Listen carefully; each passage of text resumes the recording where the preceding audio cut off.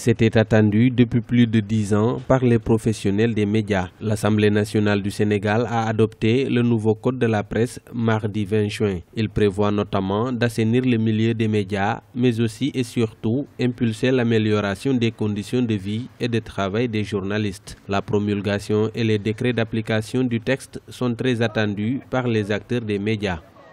Du point de vue de la liberté de la presse, le code de la presse qui a été adopté hier donc au niveau de l'Assemblée nationale n'est pas à la hauteur de la Constitution de 2001 qui a consacré de manière très forte la liberté de presse et la liberté d'expression.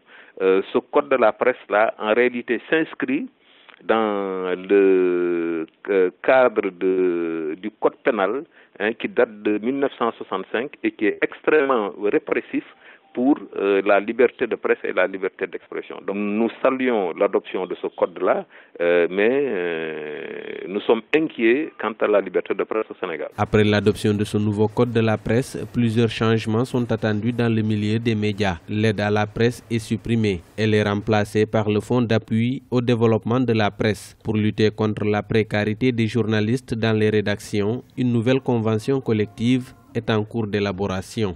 Nous avons reçu l'accord, en tout cas, des patrons de presse et de l'État, à savoir le ministère du Travail et le ministère de la Communication, pour aller aux négociations afin de signer cette nouvelle convention au plus tard le 15 juillet. Donc, les discussions vont être ouvertes juste après la Korité pour permettre aux gens de discuter et de mettre en place une convention qui va permettre aux acteurs des médias, en l'occurrence les journalistes et les techniciens, d'avoir désormais les moyens pour vivre décemment de leur métier.